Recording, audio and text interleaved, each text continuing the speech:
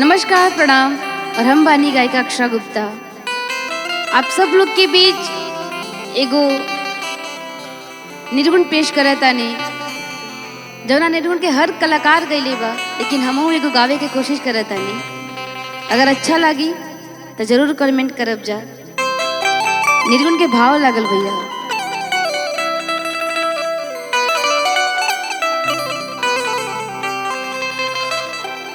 कि एक दिन नदी के तीरे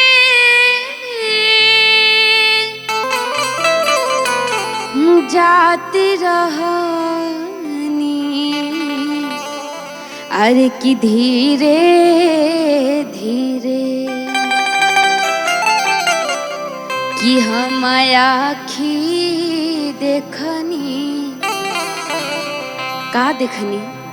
कि हम आखी देखनी कि सुंदर शरीरिया यगिया में जरेला हेरा। कि हम आखी देखनी सुंदर शरीरिया यगिया में जरेला हेरा।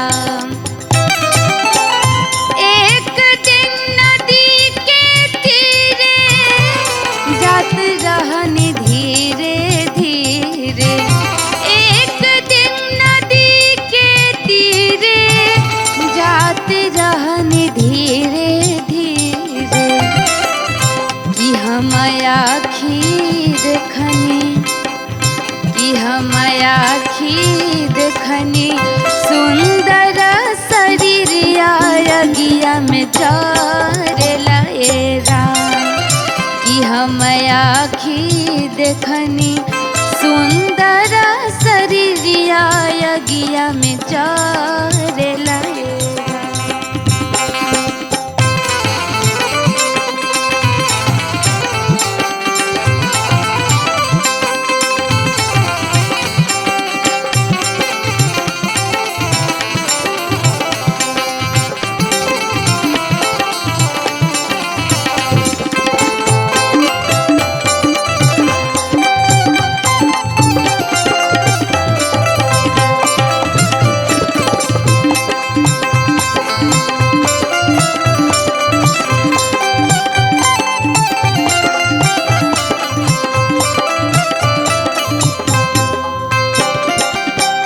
लेकिन अंतरा में जब कोई व्यक्ति की मृत्यु हो जाला तो सब कोई जाना था कि गाड़ी घोड़ा हाथी से ना जाए, सिर्फ एक ही सवारी होखेला, वो बांस के बनावल। बांसवा के ले विमाना घाटे अइले चारे जाना।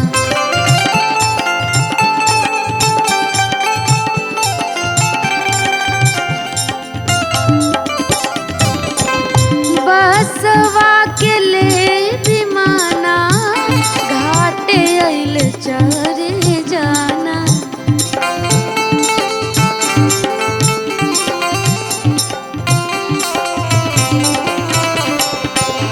बसवा के ले विमाना घाटे अइल चारे जाना।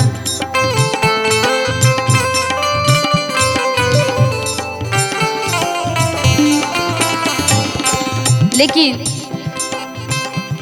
मुंह पे आग के देवेला, मुहवा पर गिया। कि मुहवा पर गिया अपने जमल का उहवा धरेला हेरा। कि हम आखी देखनी सुंदर शरीरिया यगिया में जरेला हेरा।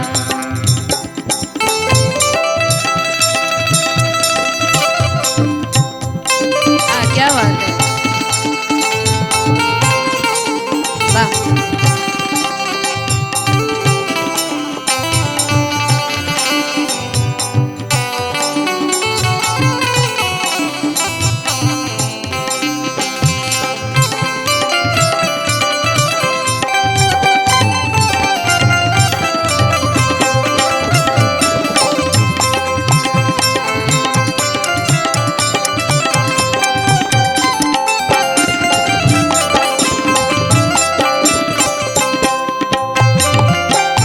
लेकिन दूसरा अंतरा में जितना भी रिलेशन के लोग जुटल बा, हित मीत जितना भी लोग एके बात कहता का,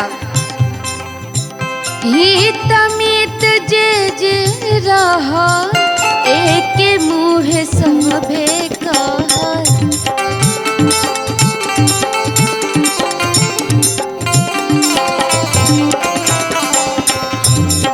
आर की हित मीत जे जे रहा रहा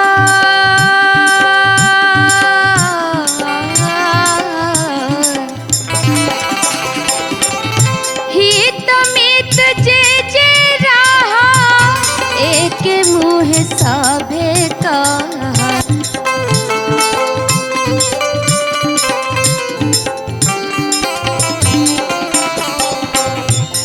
लेकिन हित मित का कहत, बेटा के जरले बेटा के जरले बाबूजी के न सवर तनवा तार लहेरा।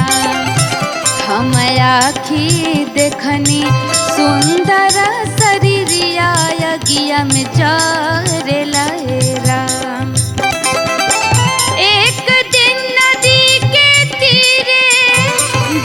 रहनी धीरे धीरे एक दिन नदी के तीरे जाते रहनी धीरे धीरे कि हम आखी देखनी कि हम आखी देखनी सुंदर शरीरिया यज्ञ में जार लहेरा।